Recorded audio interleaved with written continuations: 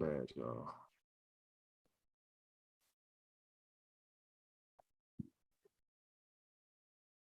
Hello, and welcome to the Lost Confederacy channel. This is week 1 of the 13-week fiscal program of recovery for American prisoners of war. And this is week 1 of the first fiscal quarter of the year. So definitely a round of applause to the viewer, as well as to the chiefs on the channel, for staying disciplined and consistent. Here, as always, we focus more so on that first letter in the acronym APOW, which is American. Today, you have myself, Chief Biko, as well as Chief Alligator and Chief Quietwater. And without further ado, we'll go ahead and get started with this week's American Inventor. So for this week's American Inventor, we have Mr. Paul R. Williams. He was born in February 1894, February 18th, 1894, passed away January 23rd, 1890. And he is credited for the useful helicopter. And emphasis on that word useful, because he was able to make it more efficient, run more efficient without having any type of issues with like vibration. So if we go down here, he kind of explains or goes into detail about that, about how the old rotors that were being used would cause a lot of friction, which just make the whole ride uncomfortable. So he was able to actually decrease that to basically almost 0% to make the helicopter fly much more smoothly. And this is Paul R. Williams, and just kind of show a little bit of the designs here. So this is just one of the figures. And that patent number is 3065933. So that's 3065933. And it was filed May 20th, 1960. Let me see when it was actually granted. It was actually granted and approved on November 27th, 1962. So we just go through here. Again, just more figures of how he improved the rotors just to make the helicopter fly more smoothly and efficiently. So again, just another American inventor. We can have an American inventor pretty much each day of the year if we wanted to, but we're giving one each week, someone different, someone, that's contributed to this country's success. And again, just showing our creativity and our ingenuity. Go ahead and get out of here. And next, we will go ahead and have Chief Alligator. Were you doing the quote this week, or was that you, Chief Quietwater? Chief Alligator. Chief Alligator, okay, perfect. Go ahead and share my screen. I believe it's number, the last one.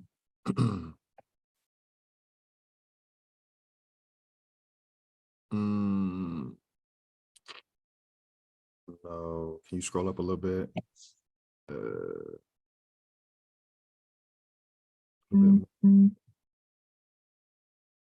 Keep going up. Here we go. Number 9. Okay. We honor every week Dr. Carter G. Woodson. He is the founder and the creator of what we know as Black History Month. So that's why we stay in order and alignment, and we honor him each week by doing a quote from him from his book, The Miseducation of the Negro. I'm gonna do quote 9 today. Negroes must become like English gentlemen who study the law of the land, not because they intend to practice the profession, but because every gentleman should know the law. In the interpretation of the law by the courts, too, all the rights of the Negroes in this country are involved, and a large number of us must qualify for this important service. We may have too many lawyers of the wrong kind, but we have not our share of the right kind.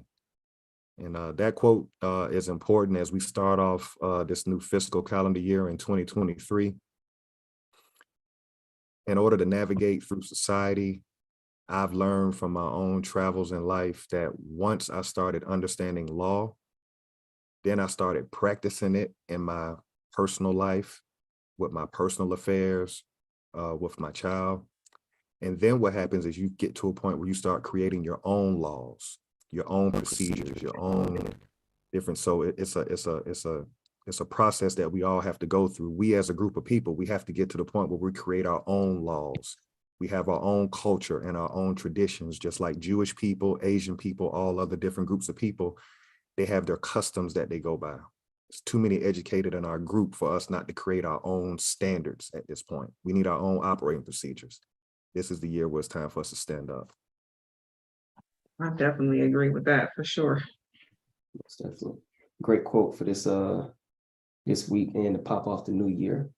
Next, we'll go ahead and have Chief Quietwater with this week's with the legal definitions as well as maroon historical points.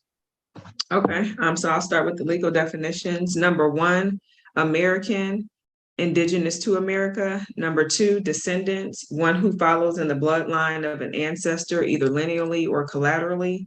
Number 3, slavery, a situation in which one person has absolute power over the life, fortune, and liberty of another. Number 4, prisoner of war, a person, usually a soldier, who is captured by or surrenders to the enemy in wartime. Number 5, school, an institution at which instruction is given in a particular discipline. 6, education, an enlightening experience. 7, recovery, a return to a normal state of health, mind, or strength, the action or process of regaining possession of something stolen or lost.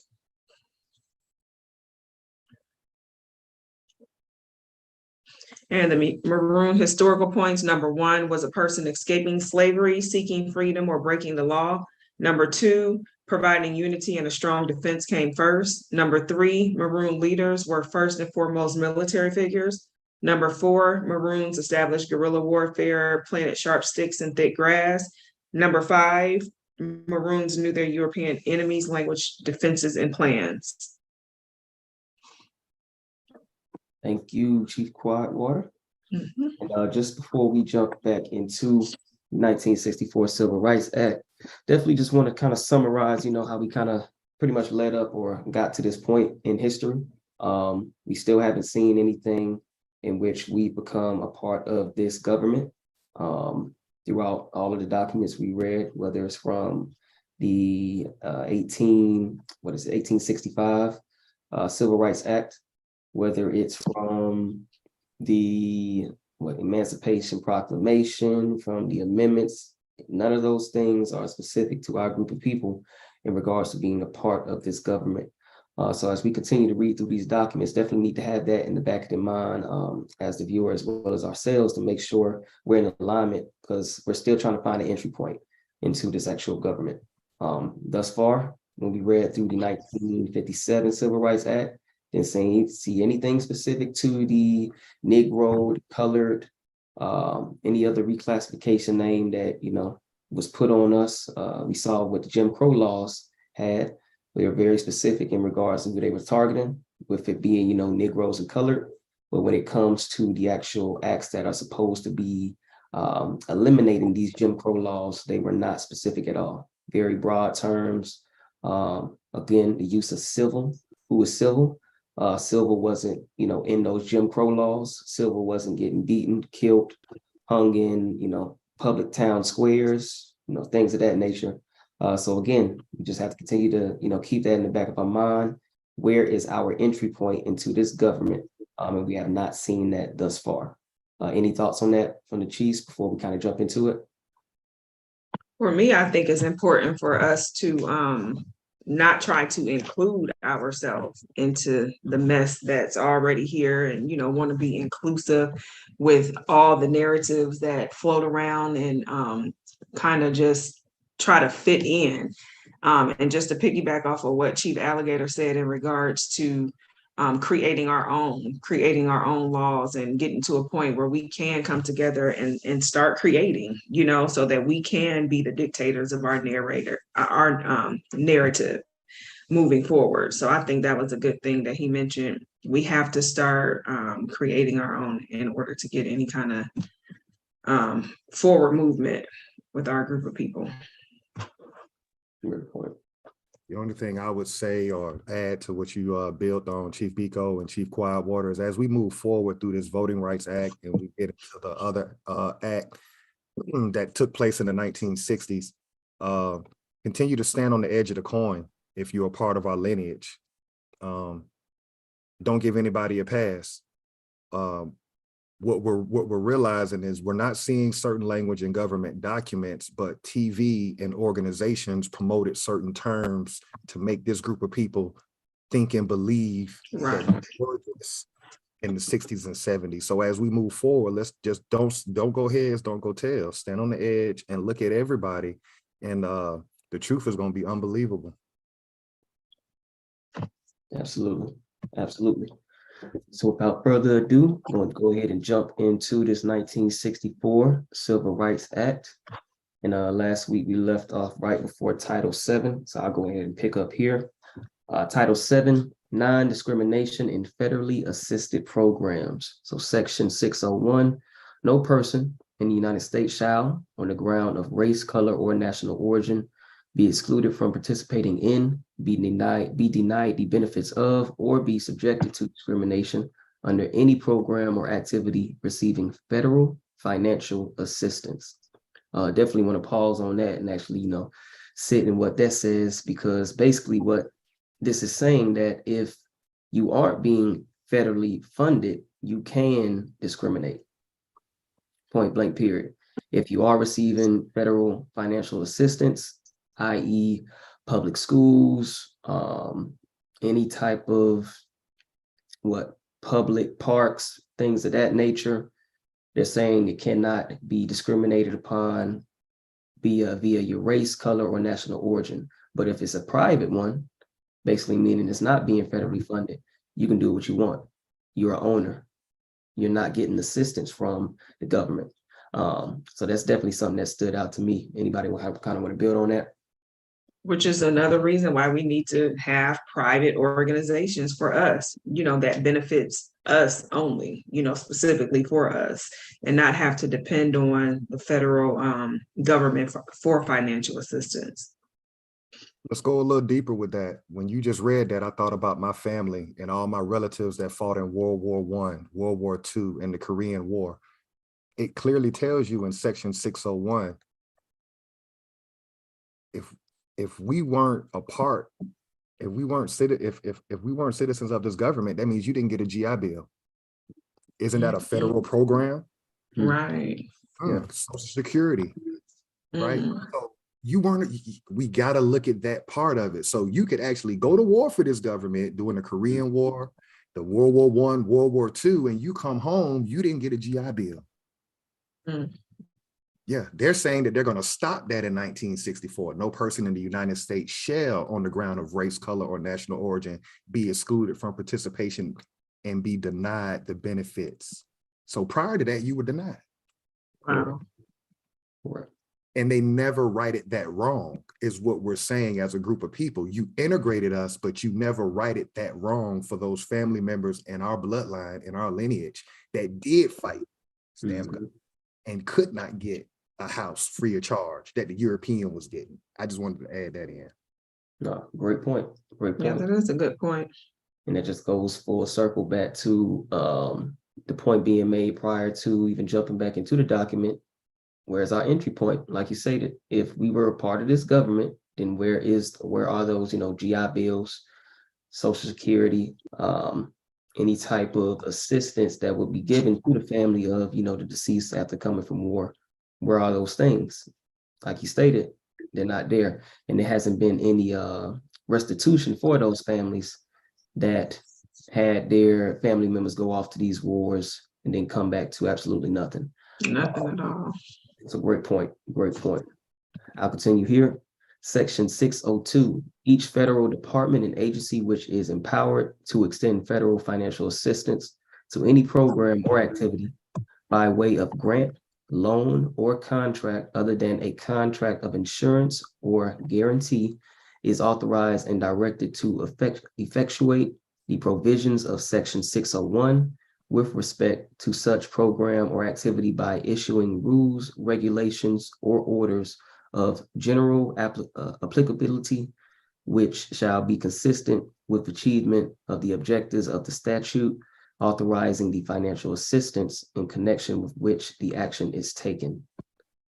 So here, it sounds like they're including any type of grant, loans, or any contract, as long as it's not one of insurance, to pretty much just compound on what was said in section 1 here in regards to any type of federal assistance. Again, whether it be grant, loan, or any other type of contract, is still going to be held to that standard. But again, if you are a privately funded organization, program, whatever it may be, you're still able to discriminate. And again, like Chief Alligator stated, even with these federal assistance programs, our people were still left out to dry. And I'm thinking about basically our ancestors was getting it out the mud. I was having a family conversation with a family member, and everybody, as you get to know your family, what we came to figure out was our family wasn't paying taxes on land until the 1980s. Oh, wow. And this makes sense. You were not a part of the federal government. So back at y'all families, y'all, you're probably going to, right, if you're not a citizen, then that means your granddaddy wasn't paying taxes to the federal government. Great point. So we're right where the European was when he rebelled against Great Britain. No taxation without representation. You're taxing us, but you won't specifically represent us. So that's where the boycott comes in. Stop participating in it. They're taxing your fiat, but they're not specifically doing anything for you. But that's something I learned over the weekend, just chopping up history with a family member. When they dropped that dime on me, that taxes didn't start into the 1980s. And that's when my great grandmother passed. And I was like, that makes sense, because y'all weren't made citizens until 1964 through the Voting Rights Act. That's when desegregation stopped. So shout out to what we're doing, because we really got the wrong idea about who we were in the 60s, 50s, 40s, and 30s. When they show on TV all of these things that were going on, we were not a part of that shit. Exactly. And then, yeah, I mean, shoot, everything just in alignment. Like I said, it's just going back to even to the Dr. Carter G. Woodson quote, with us just being lawyers of the right kind, like knowing this information, and it'll make sense, being, understanding this history, not to be able to just regurgitate something, but actually to understand and move forward. Exactly.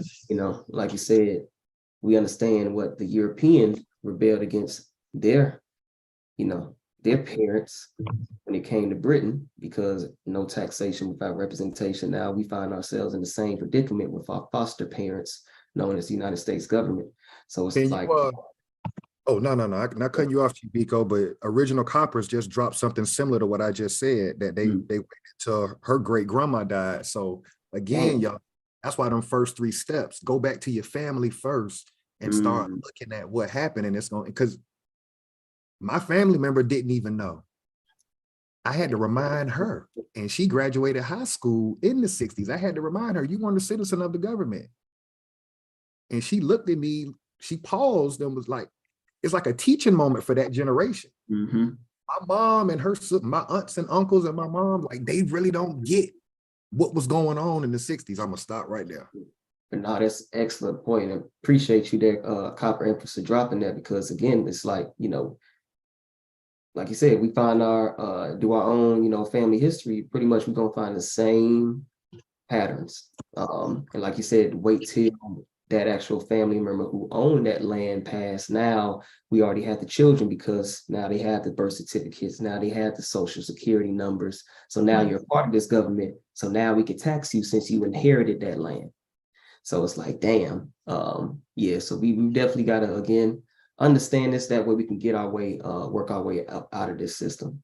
Because that's and even now, just bringing it forward, gentrification, we're in our neighborhoods and we're seeing it happen right before our eyes. And then we turn back and look like, wow, they bought us out, basically. We put a dollar amount on grandma's house and grandma's land, in regards to being priced out of your own neighborhood. So my thing is, when someone passes along, do your best to keep that property in the family and keep the land in the family so that it can continue to go on, and don't just, we allow them to come in. We give them permission to come in and give us pennies on the dollars, and then they turn around and that property triples and quadruples, right? And it doesn't happen like this. It happened in phases. Mhm. So again, we have to be aware of what's going on right in front of our face, because it doesn't just happen overnight, basically.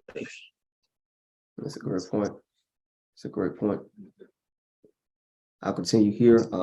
No such rule, regulation, or order shall become effective unless and until approved by the president. Compliance with any requirement adopted pursuant to this section may be effected, one, by determination of or refusal to grant or to continue assistance under such program or activity to any recipient as to whom there has been an express finding, finding of the record after opportunity for hearing or of a failure to comply with such requirement, but such termination or refusal shall be limited to the particular political entity or part thereof or other recipient as to whom such a finding has been made, and shall be limited in its effect to the particular program or part thereof in which such non-compliance has been so found. All right. So it sounds here as non-compliance means the end of any federal assistance. Is what I'm getting from that last section there, that last endpoint. And remember, in the Jim Crow South, this really wasn't happening in the 60s and 70s. You know what I'm saying? And it really puts a perspective on the Ku Klux Klan during that time, when they would come in and realize that, oh, look at this family that got all this land that we haven't been getting taxes from through that county, right? So it makes sense that they would hang whoever. You understand what I'm saying? Yeah. You know, the Jewish media would paint the Ku Klux Klan as the boogeyman, but really they were strategic in who they were hanging within towns, right? That owned, or I think is it Forsyth County in Georgia, and then Lakeland talked about this. We don't know the natural resources that they found out was in those towns, in that land. And so then they run us out of those towns, burn down everything, Tulsa, Oklahoma, right? And then you never amended for that. Right. So we really got to look at this and look at what they're doing. As long as they can keep us distracted off what they've done, they never have to pay for it. And that's just not natural law. You have to reap what you sowed. Correct. And like you said, I think that we are distracted and we don't know. We don't know this information. So that's what makes it even worse. You know, we have to wake up. That's the thing. Yeah. Even some going back to what Chief Akibalan dropped earlier offline, just with the Asogi tribe. Same thing, you know, how they mysteriously became missing, yet all the land that they had, you know, created generational wealth for these Europeans. So just another example of that. And then how you said the Ku Klux Klan was basically like a hit squad, basically a hit squad that was contracted. Again, we already broke down the military occupation, militia districts, et cetera, et cetera. So if they could be like, hey, we got these group of Americans, they sitting on this much land. We found out through surveying, hell, they sitting on some resources. We need that person killed. Everybody, yeah. Hold on, I think the child just got they just had a child. They got a birth certificate. All right, they may be able to live. We can still get whatever we want from them. So, you know, calls like that, it's not far-fetched to see that those type of calls are being made. Like you said, people were being strategically targeted during the time. You know, he wasn't just having. Of course, he was having random killings, but a lot of it was strategic. We have to understand it's the same thing of how they got the land during the unlawful Seminole Wars, Moultrie Creek, things of that nature. This rogue military that wasn't necessarily rogue, but we're just going to make sure we have a loophole by not actually ratifying these documents within Congress. Y'all go ahead and rope them off, get them out of there, and then we still going, you know, go ahead and bring our people on their land. So it's the same play that we're seeing throughout history. And like Chief Alligator said, at some point they got to reap what they sow, and we have to be the ones to actually, you know, make sure that we provide that karma, that punishment. Right. And like I put in the chat, we're giving consent for the benign neglect by participating. Basically, we're allowing them to do these things. So we have to wake up. Absolutely, absolutely. I'll start here. Or by any other means authorized by law, provided, however, that no such action shall be taken until the department or agency concerned has advised the appropriate person or persons of the failure to comply with the requirement, and has, in the case of any action, terminating or refusing to grant or continue assistance because of failure to comply with a requirement imposed pursuant to this section. The head of the federal department or agency shall file with the committees of the House and Senate having legislative jurisdiction over the program or activity involved a full written report of the circumstances and the grounds of such action. No such action shall become effective until 30 days have elapsed after the filing of such report. So again, here at the bottom, just talking about procedure. But again, as we know, these procedures were not happening, especially in regards to our group of people. As I stated earlier, fighting in these wars, no benefits. Coming back, homes, towns, families destroyed, things of that nature. Right. Of course, this is all good in theory, but in practicality, this shit was not happening.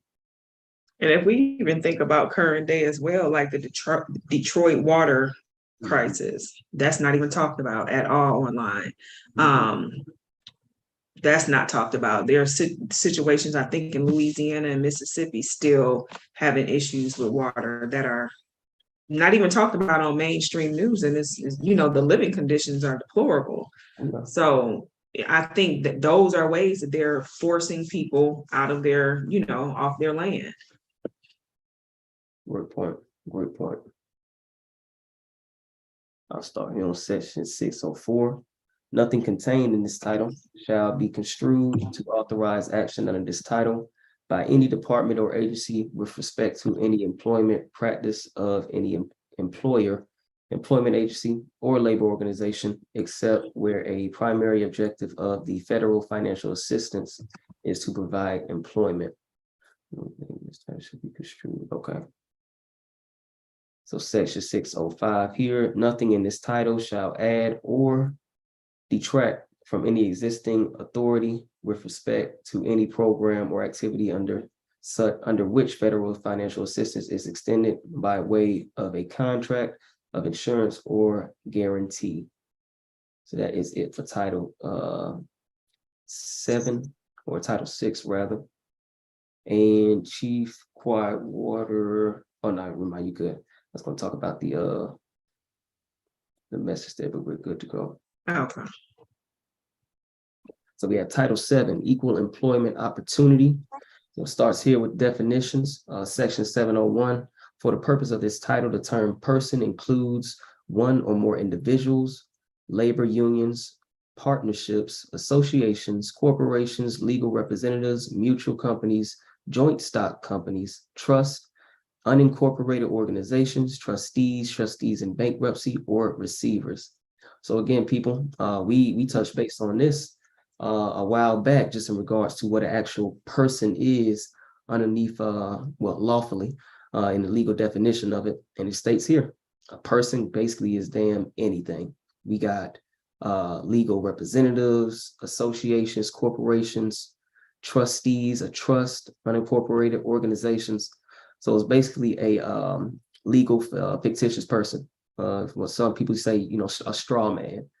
So that's what an actual person is. So again, that just shows in itself that this government is not real, and that its only power is through its actual military occupation. Again, explained with earlier, you know, Ku Klux Klan, that's just a segment. That's just a religious militia group that is a hired gun for this government. Again, to reap havoc on our group of people, whether it's, you know, causing destruction to the family, killing of our families, taking of our lands, things of that nature. But here it just exactly explains what a person is, and that's not what a person is in when we're talking just about natural law. But underneath this government is clearly showing you who exactly a person is.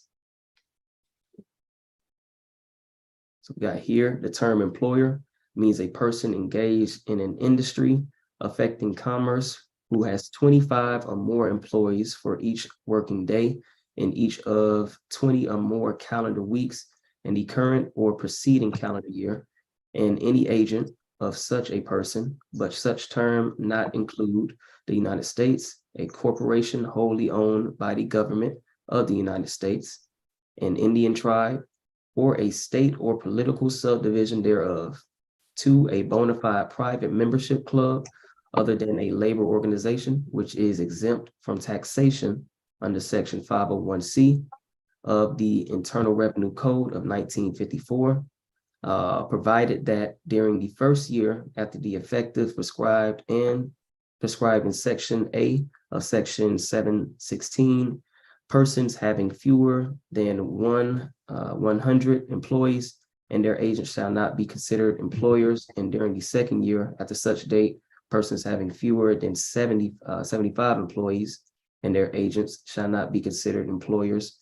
And during the third year after such date, persons having fewer than 50 employees and their agents shall not be considered employers.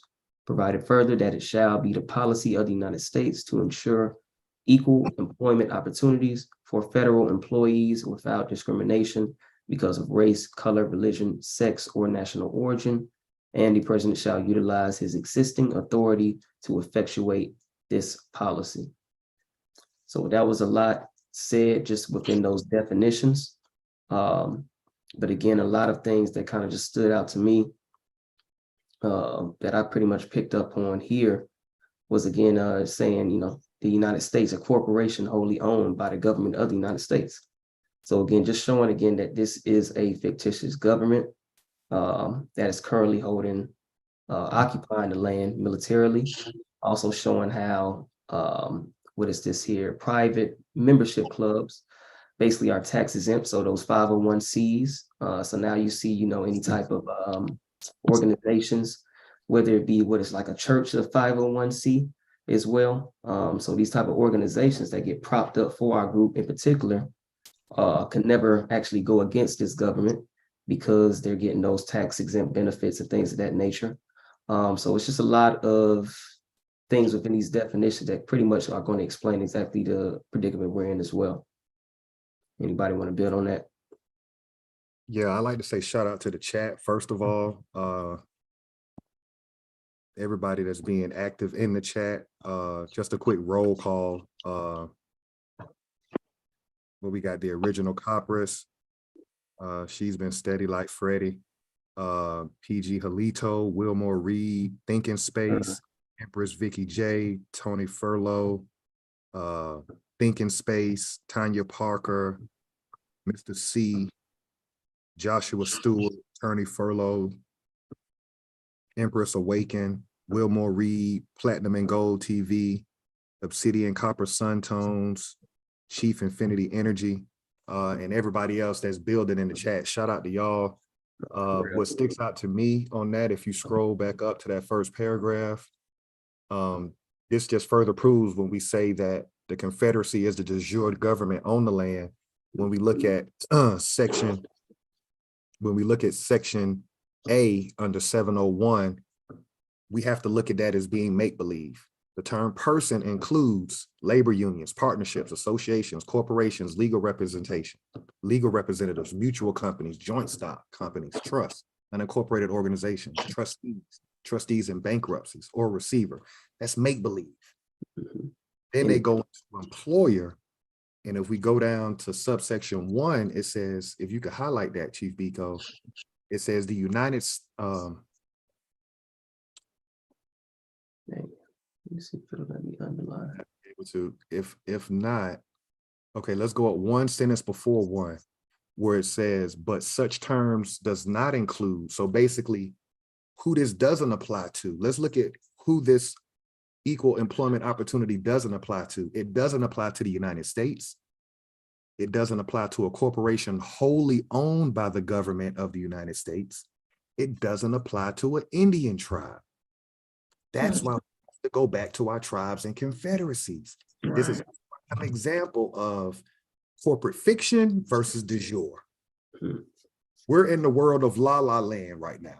Yeah. So all of these are derivatives of the United States government. That's why you got now terms like people of color, and you got the gay organizations now. It'll never stop now. You know, now I take birth certificates. Why? Because it's all derivatives of a make-believe entity.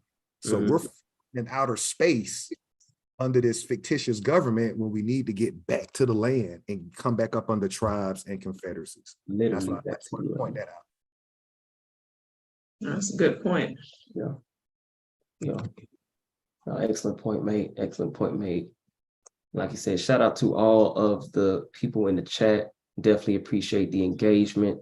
Again, round of applause to you all for even, making it through another year of just being disciplined as well. Staying, consistent with the information, consistent with spreading the information as well. So definitely shout out to y'all. Did anybody want to pick up on section C, the term employment agency? I'll do it. Okay.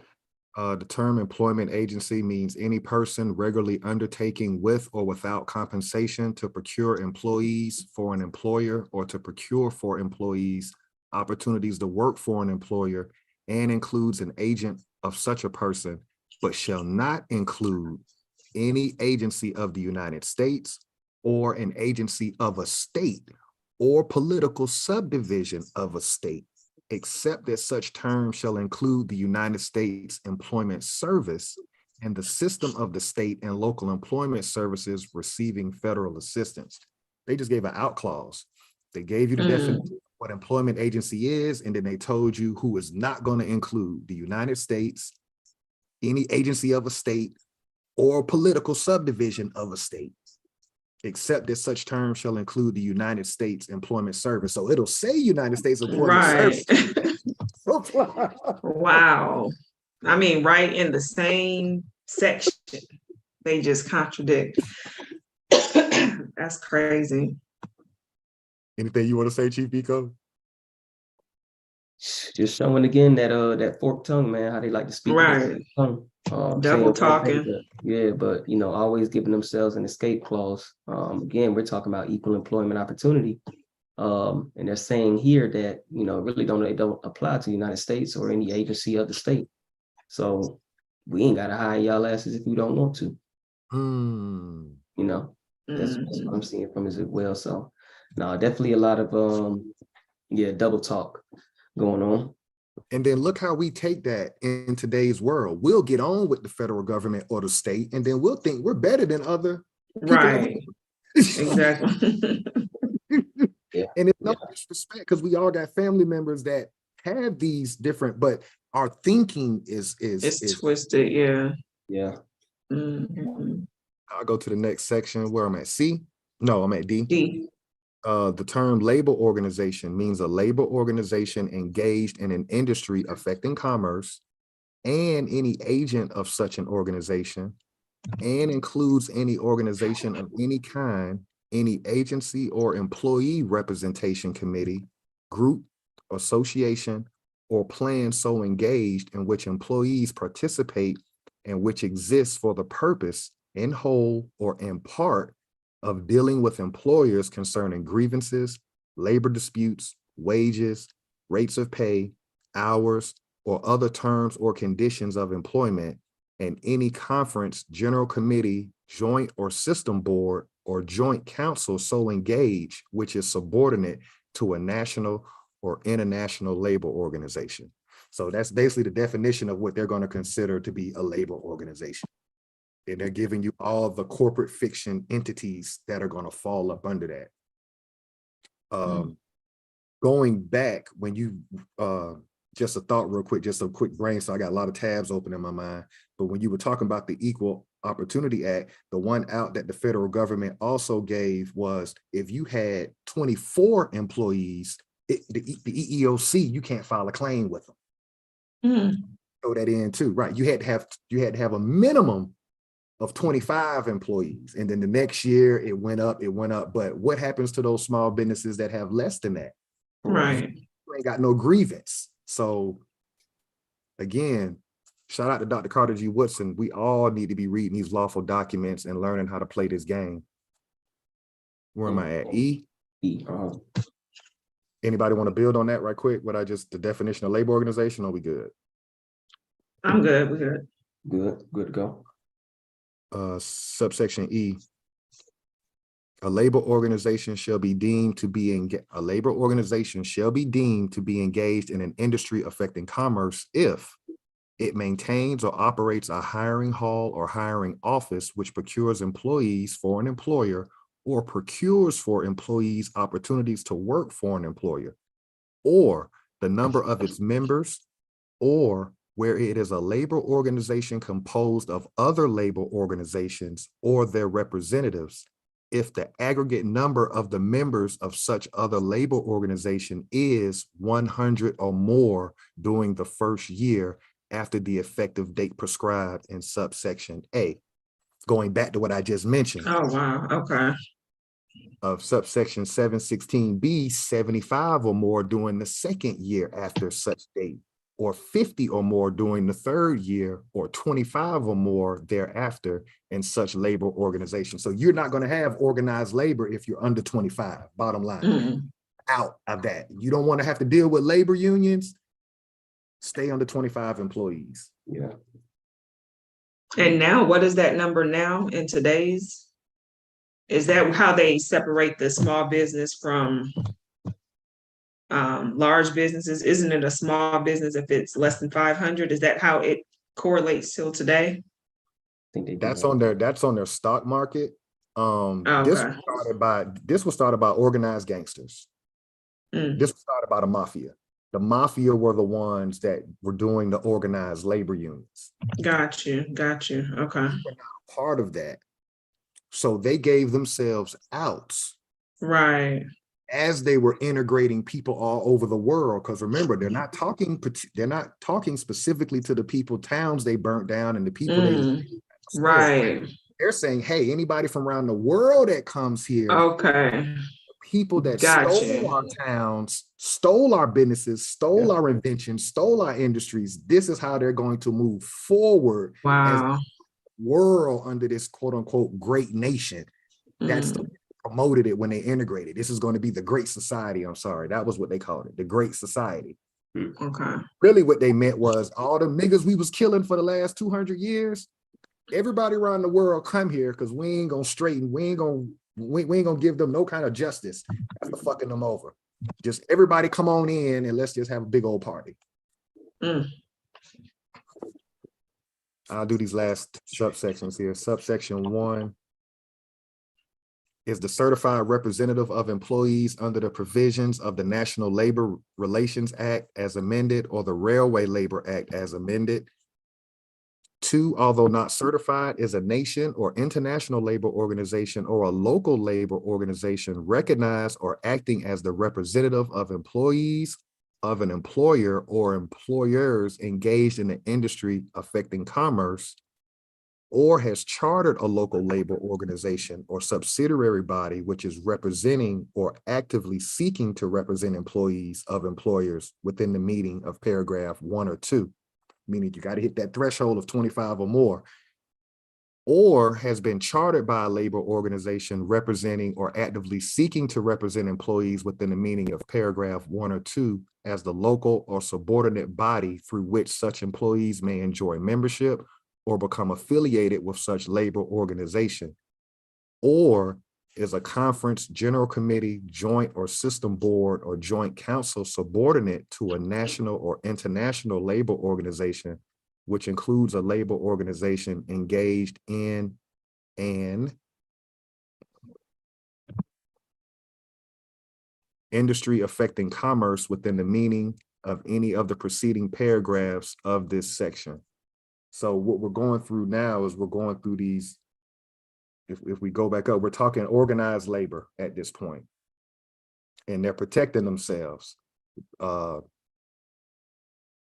Small business is the engine of this, of the way they set up their government. Small business is the engine of their whole economy. It depends on the number. You don't have to be big to get wealthy. Right. I think we get it wrong when we say, like you said, Fortune 500 companies.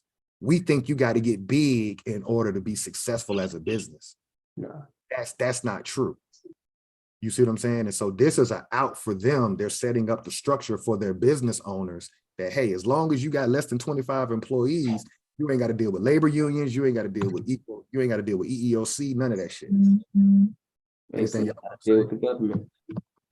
You basically got to deal with the government.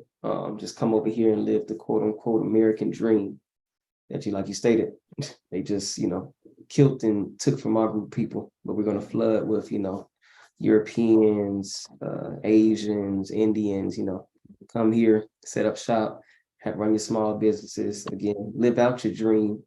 But again, while we benign and neglect the people that we took it from. But yeah, this is definitely a look into the structure of their system. Now it starts to make sense when you're looking at those mafia movies. You got the local dry cleaners. Everybody's in pretty much business with each other, doing in some type of way, and that mafia is the protecting arm, or acting as that security for these shops. Correct. And they're actually cheating right now, just to throw one sidebar in. When you're in any downtown in any city that we live in, downtown in those hotels and all those fancy restaurants, when you go in those kitchens, or those people who clean up them rooms, when you stand in them hotels and them people can't speak a lick of English, understand what they're doing. Those people aren't citizens, so they're not paying taxes within the system. They are the new Negro. So you wonder why your kids aren't getting the opportunity to work at the Hyatt downtown. No, because the business owner would rather hire that illegal, pay him under the table, which means he don't have to pay his withholdings to Medicaid, the federal government, or the state. So it's all a big racket. Yeah. You got to understand it. I'll stop right there. That's a great Somebody point. else want to pick up, or y'all want me to pick up? No, that's a great point. You want to pick up there, Chief Quietwater? Yeah, where are we? I'm sorry. F. Okay. The term employee means an individual employed by an employer. The term commerce means trade, traffic, commerce, transportation, transmission, or communication among the several states, or between a state and any place outside thereof, or within the District of Columbia, or a possession of the United States, or between points in the same state, but through a point outside thereof. H, the term industry affecting commerce means any activity, business, or industry, commerce, or the free flow of commerce, and includes any activity or industry affecting commerce within the meaning of the Labor Management Reporting and Disclosure Act of 1959. I, the term state includes a state of the United States, the District of Columbia, Puerto Rico, the Virgin Islands, American Samoan, Guam, Wake Island, the Canal Zone, and Outer Continental Shelf lands defined in the Outer Continental Shelf Land Act. So basically, it's just going over the terms. Okay, exemption, section 702. This title shall not apply to any employer with respect to the employment of aliens outside of any state, or to a religious corporation, association, or society with respect to employment of individuals of a particular religion to perform work connected with carrying on by such corporations, associations, or societies of its religious activities, or to any educational institution with respect to employment of employees to perform work connected with educational activities of such institution. Chief Quietwater, I'm sorry. All the people that's supposed to be our leaders. Religious. In the religious sector, right. Because they're exempt. Right. And so that's why they do what they do. That's why they get up in front of us like they're actually doing something for the benefit of us, but really it's to benefit them, solely to benefit them, because they know they're exempt. Yeah. Okay. So discrimination because of race, color, religion, sex, or national origin. Section 703. A, it shall be an unlawful employment practice for an employer, one, to fail or refuse to hire or discharge any individual or otherwise to discriminate against any individual with respect to his compensation, terms, conditions, or privilege of employment because of such individual's race, color, religion, sex, or national origin. Two, to limit, segregate, or classify his employees in any way which would deprive or tend to deprive any individual of employment opportunities or otherwise adversely affect his status as an employee because of such individual's race, color, religion, sex, or national origin. And then B, it shall be an unlawful employment practice for an employment agency to fail or refuse to refer to for employment or otherwise to discriminate against any individual because of his race, color, religion, sex, or national origin, or to classify or refer for employment any individual on the basis of race, color, religion, sex, or national origin. C, anybody? Okay. Can we go back up to that religious exemption real quick? We got a part right there and turn the music up and let the 12s play for a minute. Because we got to understand what was going on in the 60s. You had the Nation of Islam, which had popped up, and you got Martin Luther King. Mm-hmm. They're basically telling you, if I'm a pastor of a church and I'm European, I don't have to hire nobody outside of my race. And it ain't nobody you gonna tell about that. Why? I'm exempt. So let's really unpeel this for a minute. You can sell God and you ain't got to worry about paying taxes and you ain't got to worry about answering to the federal government. Why is it that all of our leaders come under the guise of an exemption status through the 1964 Voting Rights Act? Can somebody in the chat, y'all got some questions, y'all help us out. Let's have a conversation, because what we're supposed to do with this generation is stand on the edge of the coin and look at heads and tails and call it what it is. Anybody in the chat got any questions on that or got any comments they want to say? And what about y'all, Chief Firewater, Chief Biko? Can y'all see the trend when it comes to us? Why we get religious leaders thrown in our face? Yeah. Like you said, it's definitely a guise, and we participate. We participate in letting the preachers and the pastors and these organizations like Black Lives Matter handle our important things, and we look to them to lead us. So it's us who's participating and giving consent to it. Correct. And like you said earlier too, Chief Quietwater, again, this is benefiting the individual and not the whole as a group. Mm-hmm. You know, these exemptions. It's not like, you know, all we're gonna, lack of a better term, we're gonna use the word Black people are getting, you know, exempt statuses because they go to these churches. Mm-hmm. It's the actual people, actual preachers who have these churches. And it's funny you even said that too, because I'm thinking of, you know, what's his name, Al Sharpton. What church does he have? Right. But again, this is the same individual or one of the individuals that they, you know, prop up for our group of people whenever, you know, tragedy has stricken, which is not, you know, just tragedy. It's a whole, you know, blatant war, whole blatant murder against our people. But yeah, it's just, you know, I mean, it's right here. It's right here. Can I say something else on this? Because again, we're in the 1960s. If they knew they were exempt and they were about to integrate, what's the chance that they were paid off by the federal government to promote Black to the people? That's plausible. Is the Black, hold on, let's have a we grown. Ain't none of us slow. Man. Ain't nobody slow in this. Is the Black Panther Party, is it an organization? Mm. Is it an organization? Yes, it is, right? Yeah. Is a religious entity an organization? Yeah. Yes. what's the chance? Because we don't see the word Negro, colored, black in any of this document, but we know the states were specifically Jim Crow in this group. Correct. What's the chance that they didn't get paid off by the federal government to promote black through the TV when they were doing their speech back then, to get us going with the black narrative, or to get us to go Muslim or Christian with it? And in reality, the federal To government, keep us distracted. Yeah. Yeah. when you read the document, they never even wrote you in the damn document. Right. Right. And like you said, Anybody in the chat want to build on this on what we're saying is everybody's suspect at this point. correct. Because we're going somewhere. When we read this Civil Rights Act of 1968, the sheets is off the bed. We ain't got there yet. We still in the Voting Rights Act of 64. But goddamn, y'all. Yeah.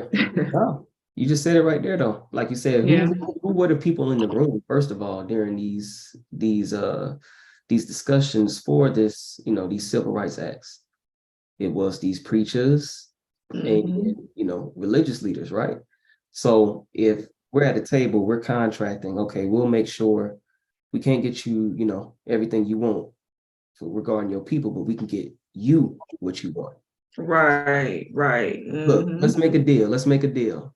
Yeah. I'll make sure you get exempt status. Your family be set for life. We'll have highways, roads. Every state will have a street named after you. Every state, all We'll have 50. highways, everything. We'll have monuments. We'll have the whole thing. You'll always be looked up. You'll always be looked at in history in a positive light, even though your people really ain't really fucking with you all the way like that during this time. It's y'all, y'all people. But we'll make sure everything is set up like that. And like you said, shake on it, deal. Because how does this happen multiple times? Like you said, we had the 1957, which is there to study this whole, Jim Crow discrimination, basically military occupation is to study that. Then we have this 1964 act, have a 1965 one, which is the voting one. Then we have the 1968, and none of them are addressed for people. Okay, now how many meetings you got to go to not notice that shit? Exactly. How many meetings you have to be at the table to not notice that your group is not being talked about within these documents? But they throw the Congressional Black Caucus in there too. And what do we say in the steps? We say, ask the hard question, regardless of your belief system. We're saying, ask the leader of that nonprofit organization, what's your stance on reparation? No support, no donations. Right. So what we're saying is, why every time it's something for us, why is it an organization? Why is it never a tribe? Why are you never talking tribe talk? Why are you never talking treaty talk? Why are you always getting emotional and yelling and hollering and then passing the basket and trying to get donate? No, on some real shit. Let's have a conversation. It's the same play. Yeah. All of them keep coming at this nonprofit angle and, donate. Fuck, I got to donate for. Aren't you getting federally funded? Right. Right. Aren't you getting and then with what's going on with the killings, our young people, young Black boys more specifically, and then you have these vultures that come in like the Ben Crumps and the Tamika Mallory's and things like that, all under the guise of we're here to help. But how are you here to help? For us to donate to your cause, for you to just sit back and just wait for it to happen again, and you show up for the photo ops, the interviews on CNN and things of that nature. So let's go a little deeper on that since we're building, because shout out to the chat. They vibing with us. Let's go a little deeper. Let's go back to 2020. Anybody in the chat, did you ever hear of Antifa before 2020? So all of a sudden George Floyd gets killed. Black Lives Matter didn't exist until Mike Brown. Yeah. We didn't create it. Right. They generated millions of dollars in 2020 and 2021. And now they're openly telling you, after doing an audit on their books, houses were bought and all kind of shit. So basically they sucked your energy.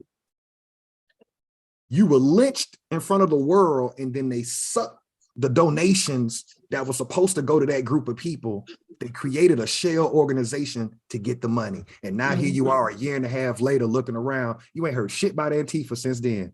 Right. It was a diversion group. Yeah. And if Exactly.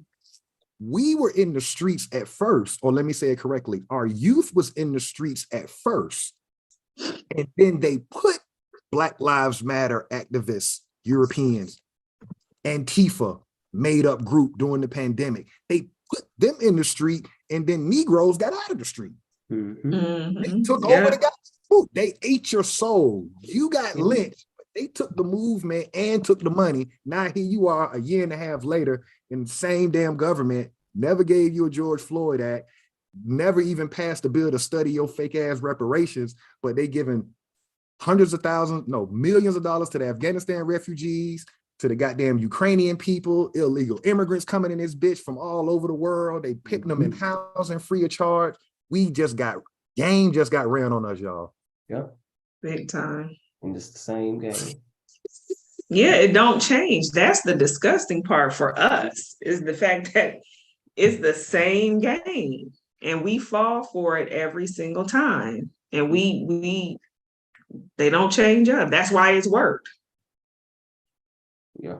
And it's such an elementary play. Go put a bunch of Europeans in a van, dress them in black, make up a name, call them Antifa. Okay, drop them off in every major city where these Negroes at and let them plant bricks out there. And then Negroes got scared, like, oh, they giving us stuff to test stuff up. At the end of the day, you walked away with no resources and no laws passed, but you watched the lynching of George Floyd. Come on, y'all. This is called pimping us, y'all. Yeah. Yeah. And this is the play of how they doing it. Again, persons, every goddamn thing that you can imagine. Organizations, every goddamn thing you can imagine. We showing you who has exempt status. We showing you who these rules apply to. Showing you who these rules don't apply to. Again, United States.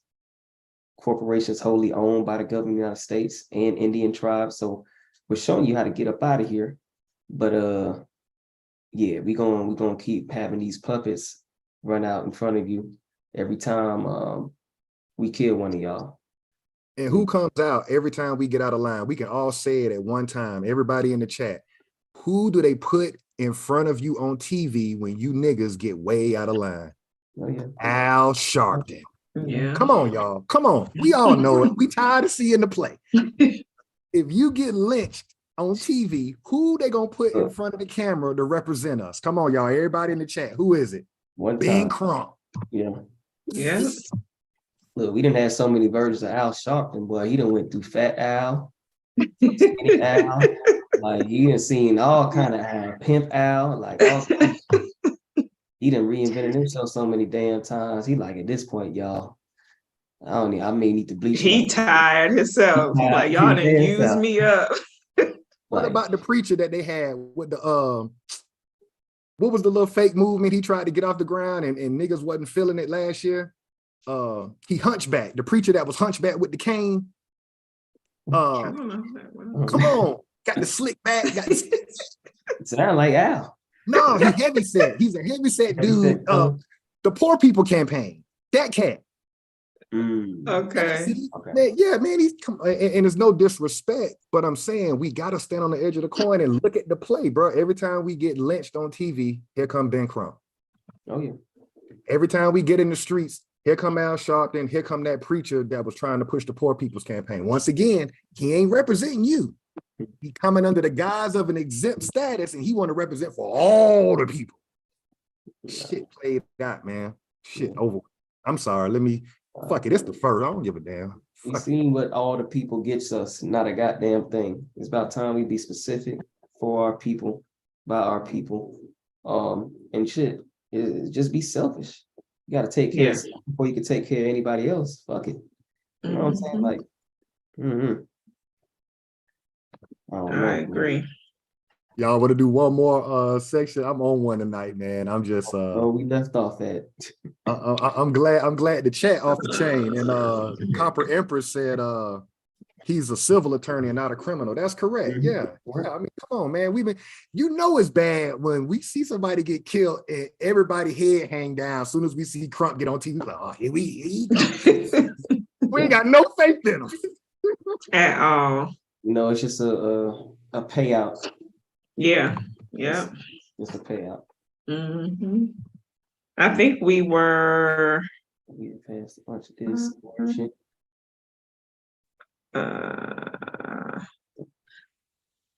To exclude, let me see. B, I think I left off at, Okay. no, actually, C.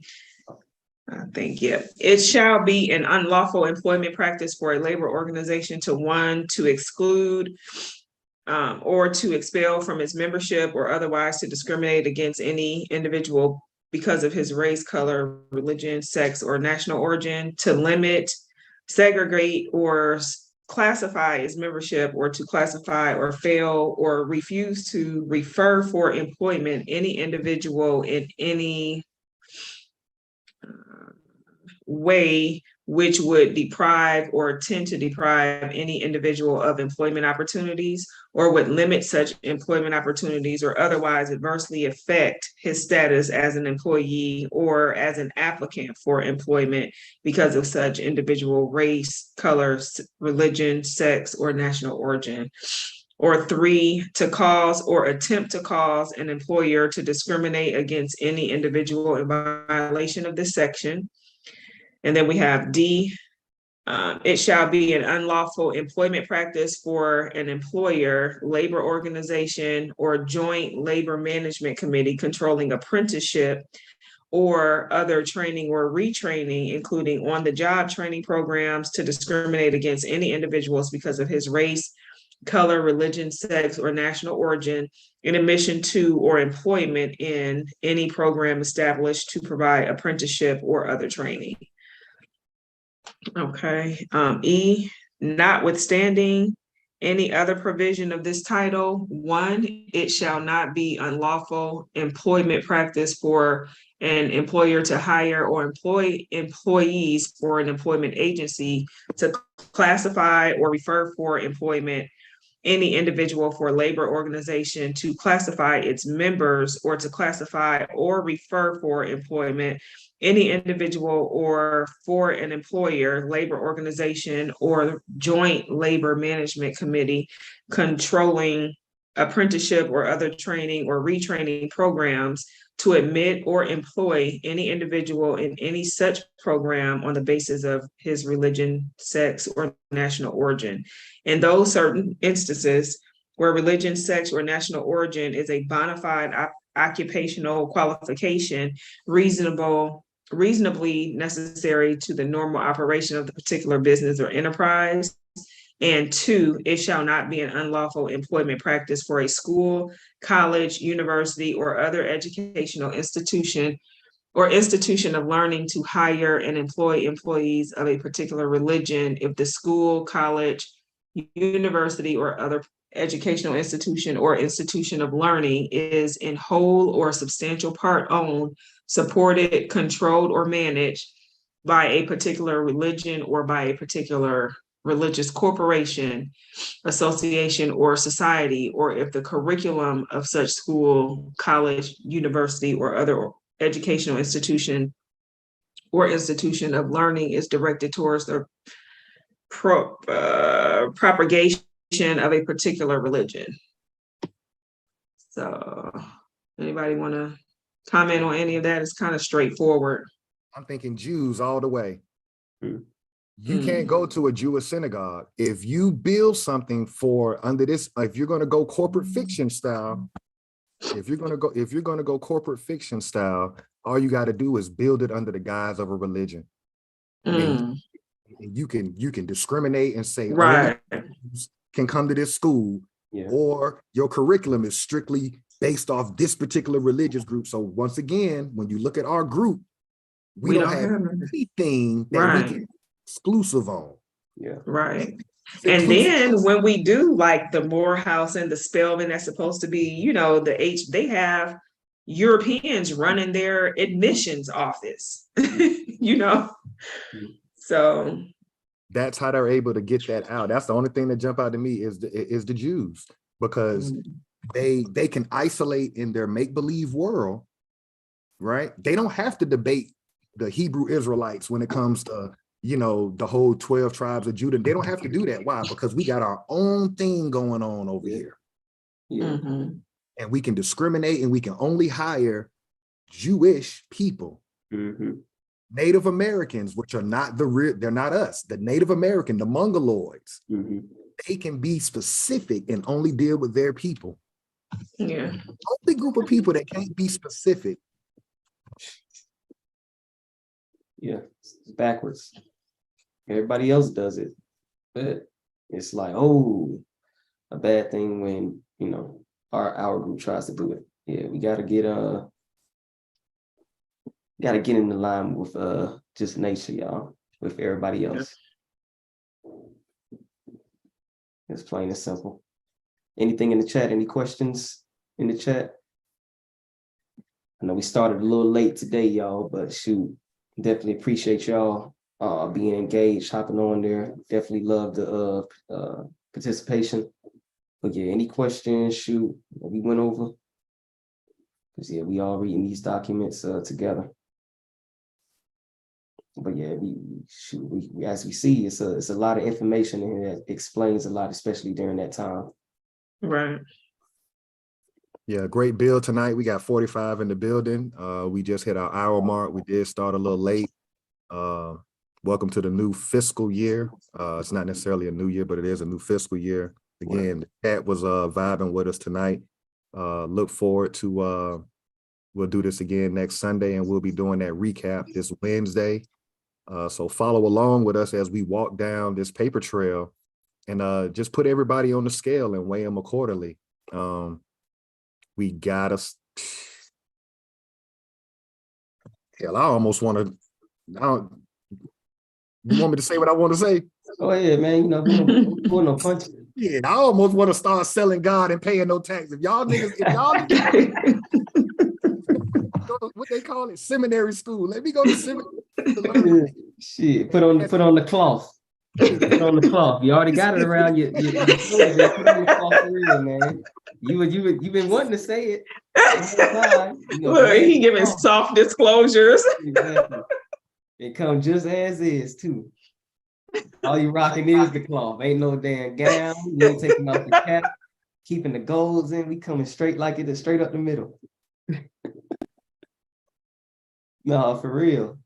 Woo! In the name of Jesus. Yeah. That is